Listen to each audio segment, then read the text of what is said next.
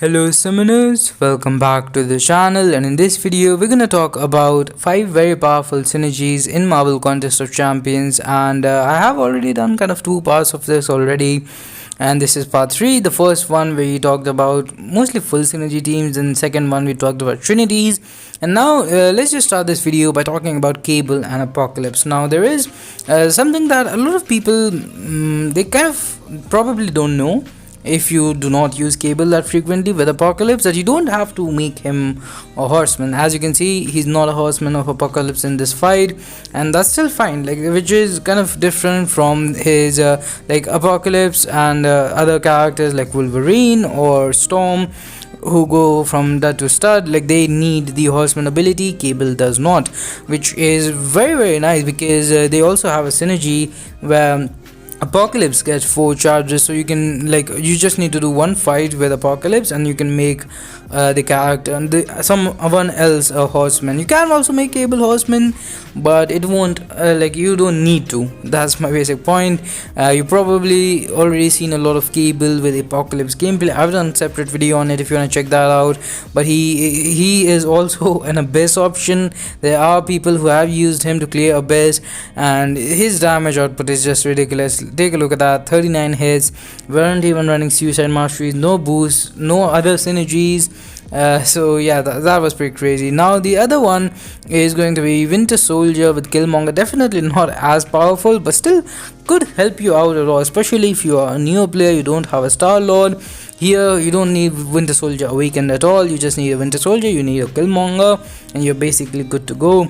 It could be very useful in stuff like maybe your first Realm of Legends clear.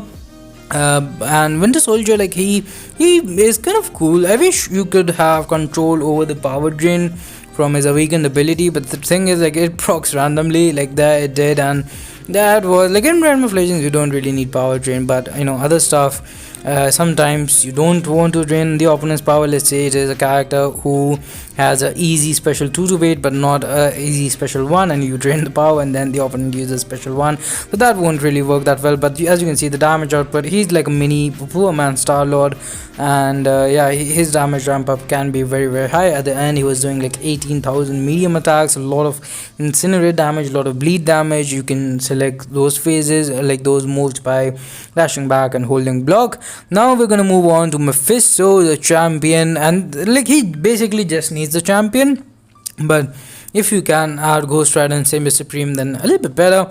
Morningstar and Omega Red are other 2 characters who are pretty good by themselves and also have powerful synergies with Mephisto. And especially the Morningstar one, it helps you to gain charges early. For example, as you can see, Captain Marvel is the second fight in Realm of Legends, and we are at a full 6 charges. Basically, the champion, the more persistent charges you have, it just increases your base attack, which increases the yellow numbers, the white numbers, the aura damage, everything basically. And with Symbiote Supreme synergy, you have a chance to proc Aura of Incineration in basic attacks. You already have a permanent one from the SP3, and overall, like, he's a character with a lot of power gain, a lot of red numbers. If you pay attention there, like, he's gonna do 10,000, 12,000 damage every single second from his aura. And like, all the power gain is also very nice. He is a very powerful character, which brings in so much utility. Poison immune, incinerate immune, cold snap immune, also the cheat death mechanic, the regeneration is so good. Like, he just goes from 30% to 100% straight up if you have the recovery mastery, and everyone has the recovery mastery, unless we're talking about defenders. But anyways, coming back now, this is actually extremely powerful synergy. I think people are not sleeping on it.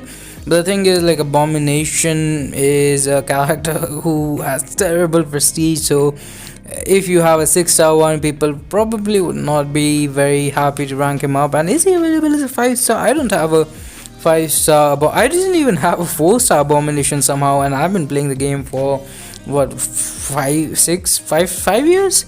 More than 5 years now, so yeah, that's a little bit crazy. But even the 3-star, this is a 3-star putting in some serious work in variant. Now, you, like, it does have poison vulnerability, but still, like, the basic point of this clip is to show how easy it is to stack up poisons on the opponent. You basically just, you have I really don't remember, but I think you have 20-25% chance to proc Fury, and then you have a pretty decent chance with the Red Guardian synergy to get poisoned. There we have 11 poisons, and I have seen videos of Abomination taking down thing bosses, and I have done a damage comparison between Abomination and Immortal Abomination, and Abomination is better damage output wise. For shorter medium fights like even Act 6, Abomination would finish quicker.